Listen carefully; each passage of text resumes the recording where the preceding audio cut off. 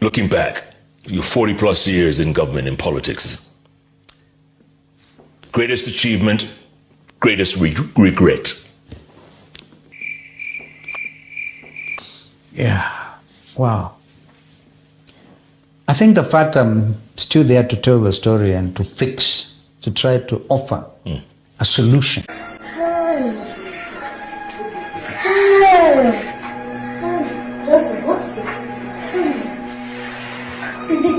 Mungu akikupatia kichwa, ufai kukitumia kama kofia.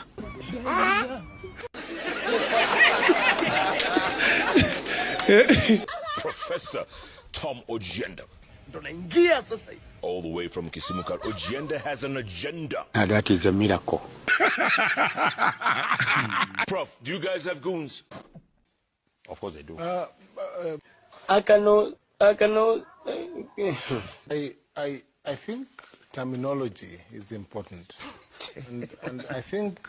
It's becoming professorial now. No, do you have men in black?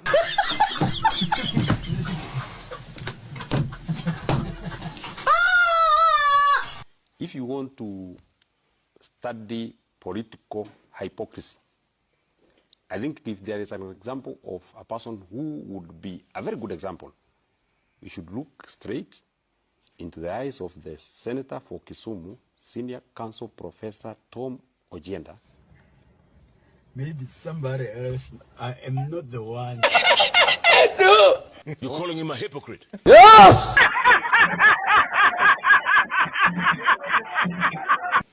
Tom Odhiambo Ojienda, the man seated here. You know why? This man here, I want you to look at the events of, I think, the 19th of October, 2024. Look at what this man said at the floor of the Senate. This man said that he's impeaching Rigathi Gachagua on just one account, that he has called government a corporation of shares. Now he's now speaking about very same thing here. Him and his ODM City team are now asking 50% share of government. Allah! Allah! Him. I'm not speaking about any other person. Him. Now, just wait. You are a member of the ODM City. So, in fact, your own party leader. Your own party leader. You have one party leader. Yeah, you have. Yes, you have one. Oburu Odinga.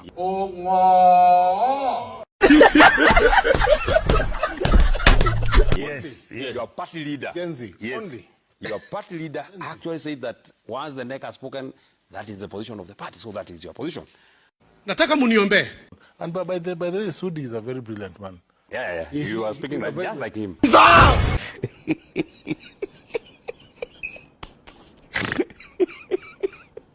No. You actually make an admission that you are the Sudi of the Lord. Senior counsel. You have a good reputation. Members, I agree with you. Sudi is very bright. That's okay. Very brilliant. I mean, also in I've worked with terms him. Very I bright. mean, if you find him brilliant, And it's okay.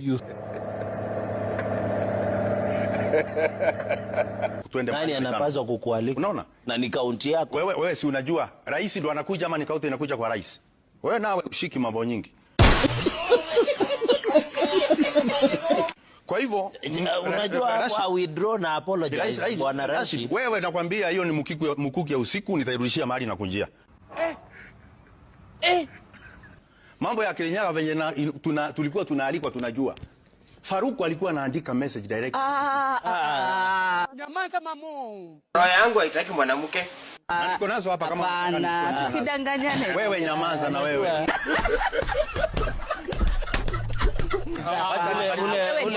Ule status controller. Kwani tuna mahusiano? Simu yako nimepiga. What's going on here? Alibadilisha namba gani Rashid? Na tuwezi kuwa na mahusiano. Wacha niweke paruwanja. Ile status controller anaitwa Katole Metito. Kazi yake ni kubabaja kila kitu. Jinsia panya hujulikana mkononi. Na kuna manda imewekwa na Senator wa Nandi, Senator Cherargei. Na hiyo manda ameiweka paruanja. Ni vizuri pia niweze kuichambua kwa sababu Senator Cherargei ako na mtindo wa kuvua heshima na staha. na kuongea maneno bila chembe chembe ya haya. Mtu wangu ni mbaya. Jambo la kwanza, alisema ya kwamba mimi nimehama kutoka chama cha UDA nikaenda chama cha DCP. Lakini samaki wote unuka, lakini walimshuku kambari. Ningetaka niongee juu ya kiongozi wetu wa chama, Rais Ruto. Alikuwa wa kwanza kuhama Jubilee na kuingia chama cha UDA. Lakini ukishindwa kutunza aliyekupa kura kama sandaka, utakuja kumpata ambaye anaandamana na ana zako kama kafara. Niache na changanyikiwa mchungu wangu. Kwa hivyo mimi nimeongea kutosha. Unajua hata mbwa umbweka na ikifika wakati inafika wakati wa kuuma. Nadhani tumembweka ya kutosha, Rashid. Na kwa hivyo inapofika wakati wa kuuma, hatufai sisi tukakuja kulaumiwa kwamba tumeuma, kwa sababu tumekuwa tukimbweka, lakini kuna mtu alikuja akatumbeba virahisi tu kama mbei ya chumvi. Kwa hivyo sisi mahali tumefika, nadhani si wakati wa kumbweka, ni wakati wa kuuma. Nice.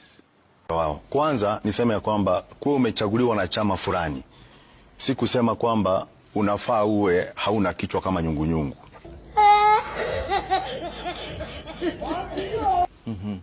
Unafaa uwe pia unafikiria, na mtazamo wako unafaa pia kwenda sambamba na watu waliokuchagua.